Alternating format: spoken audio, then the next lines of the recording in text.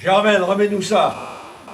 Parce que des moments comme ceux que je viens de vivre, parole d'homme, je suis pas prêt d'oublier. Hein. Ah, j'imagine, mon cher Octave, et je ne vous envie pas. Allez jusqu'à la métairie des Banettes pour annoncer à Amandine que son aîné est tombé au champ d'honneur. Vrai, il n'aurait pas voulu être à votre place. Pendant tout le chemin, j'ai retourné les mots dans ma tête. Hein. D'habitude, la route est longue, mais cette fois-ci, oh, qu'est-ce que c'était court. Quand je suis arrivé, Amandine était au milieu de ses volailles. J'étais du gras dans les eaux rouges. Quand elle m'a vu arriver, son bras s'est suspendu en l'air, comme s'il était accroché au fil à linge qui était derrière elle. Les grains coulaient de sa main comme d'un godet crevé. Avant même que j'ai commencé à causer, elle avait compris. Vous savez, comme elle est jolie, l'Amandine, hein? Un sourire, des yeux qui vous retournent un gars. Eh bien, d'un seul coup, elle avait complètement changé. Elle avait pris 10 ans. C'est de votre faute aussi. Quel besoin avez-vous de vous attifer avec votre écharpe, votre chapeau et votre habit de cérémonie? Tu voulais quand même pas que j'aille annoncer aux Banettes que leur Edgar venait de se faire tuer, habillé comme quand je descends de ma barge de foin. Et puis, c'était pas Octave Morin qui était là, c'était le représentant de la République. Augustin, c'est pas un décès normal. Et puis, monsieur le maire est tenu à certains devoirs de par sa fonction. Tiens donc, alors expliquez-moi comment il se fait que c'est Guinaud, le garde champêtre, qui a été porter la lettre à la Victorine Martin que son Georges est mort. Ah, vous savez bien qu'on ne peut pas comparer. Même si c'est triste, voire affreux, les circonstances sont totalement différentes. Ah ça, vous en avez de bonnes. Pire, voilà ce que vous devriez dire. Le Georges a été tiré au sort pour être fusillé. Pour l'exemple. Mais bordel de merde, il est où l'exemple? Est-ce que le Georges avait fait ami-ami avec les Boches? En plus, la honte qui tombe sur la Victorine, en même temps que le malheur d'apprendre que son Georges sera plus jamais là pour lui trousser sa chemise. Et leur gamin à l'école, il revient tous les jours en chialant parce que les autres drôles lui balancent que son père est un lâche. Alors fallait que ce soit Guinaud, Caillot Grouge? Ah, calmez-vous, Augustin. Calmez-vous.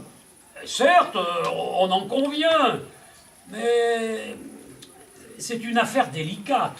Vous ne pouvez pas dire le contraire. Ah, puis vous verrez, plus tard, l'histoire jugera. Et on verra les choses autrement. Oui, mais en attendant, le mal est fait. Qu'est-ce que t'en penses, toi, Germaine, qui est une femme avec personne au front?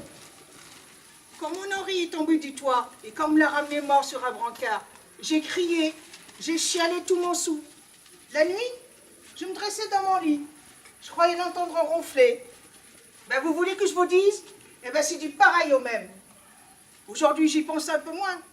Mais la douleur, elle est toujours aussi forte. Quant au garçon, comme celui de la Amandine, ça, c'est autre chose. Dis donc, Augustin, pendant que tu étais parti à te soulager, j'ai regardé dans ton journal la ligne de front qui est dessinée dessus. C'est-il vrai que ce soit aussi grand? De la Belgique à Belfort, en passant par Arras, Reims et Verdun, ce sont des centaines de kilomètres de tranchées, de fils de fer à ronces, et surtout des gars qui résistent aux Boches depuis octobre 14. Des centaines de milliers de morts aussi. Tiens, viens là, toi, mon petit André. Tu tombes à pic. Bonjour, André.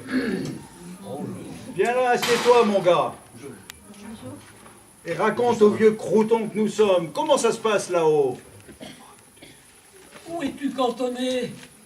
Voyez-vous, maître, ils nous ont bien spécifié de rien dire, de rien raconter. Hein? Secret militaire, qu'ils disent. Maître le roi ne te demande pas de révéler vos manœuvres ni vos positions. On veut simplement avoir une idée de ta vie de tous les jours. Tu vois, c'est pas méchant. Hein. Bon.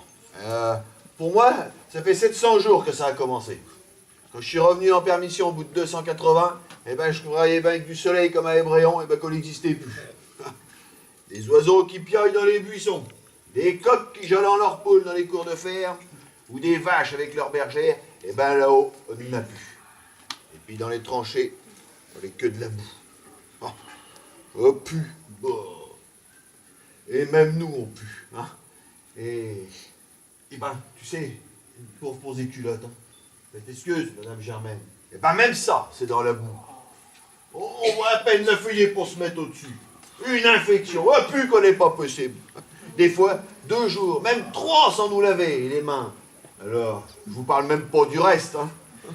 Je me suis laissé dire que dans certains villages, des habitants étaient restés sur la ligne de front. Vous avez pas tort. J'arrive pas à comprendre comment ils peuvent. Oh, mais ils sont pas nombreux, vous savez. Nous, on est du côté de Saint-Miel, dans la Meuse. Oubliez ça, hein. J'ai rien dit, hein. J'ai rien dit surtout, hein. Dans le village où on se repose, il y a 2 vieux et leur bru. Son gars est du côté sur le front, du côté de Laon, je crois. Hein. Lan, Oh, Lan. on dirait qu'elle l'attend. Surtout quand elle nous voit. Oh, et elle a vu en 4 gorées. Eh ben, elle en a plus que 3. Le lieutenant en a acheté un et l'a donné à la cuisine pour qu'elle nous à la popote pour qu'elle nous le cuisine. Eh ben, ça nous a drôlement changé des boîtes de singes. Pourquoi vous mangez des boîtes de singes? Oh. Mais non, Germaine, c'est du bœuf bouilli en boîte. Et on le mange froid. C'est carrément dégueulasse. Bah. Dans mon journal, cette semaine, on parle de gaz. Oui. Belle saloperie que les Boches ont mis au point. Ça se répand quand leurs marmites ont explosé. Au début, on croyait que c'était de la fumée, du feu. Mais non, pas du tout. Quand on a pris la relève et qu'on a vu ceux qui redescendaient, eh ben ça nous a fait un drôle d'effet. Hein. Brûlé de l'intérieur. Des blessures sans voir de sang.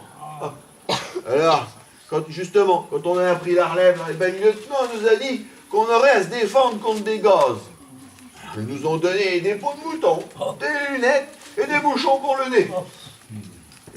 Et les sentinelles devaient nous signaler s'ils voyaient les Boches allumer des feux. Bah pourquoi allumer des feux? Bah Paris, pour guetter la direction du vent, faut-il qu'ils buvent de notre côté et puis pas du leur, quand le vent nous envoyait leur saloperie, là. Alors, la fumée, elle est pour ça. Je crois que tu nous en as assez dit, André. Ça te fait mal, hein. Mais quand repars-tu? Après-demain, parce que figurez-vous qu'il y a 2 jours de train, et faut pas qu'ils soient en retard. Parce que l'autre jour, hein, ben, j'ai 2 copains qui sont arrivés avec une demi-journée de retard. Eh ben, elle les avait envoyés directement sur la ligne de front. Rigole pas, hein. Et puis, en plus de ça, faut qu'il y ait de ma mère pour le bois. Le père, il peut plus. Alors, et il faudra qu'il fasse attention à pas m'estropier. Parce que dernièrement, là, on a un qui est arrivé avec un bandage à la main. Et ben autant vous dire qu'il a fallu que l'enlève son bandage. Et en vitesse, hein. Parce que quand on n'est pas une blessure de guerre, et ben là-haut, et ben le rigolant pas, hein. Oh. Allez. Arrête, petit. Bon, bah. Il y a des sujets qui fâchent. Fais bien attention à toi. Et dis à tes vieux que je passerai les voir au cas où ils auraient besoin de quelque chose. J'y manquerai pas, Augustin. Germaine, mesdames. Allez, au revoir, André.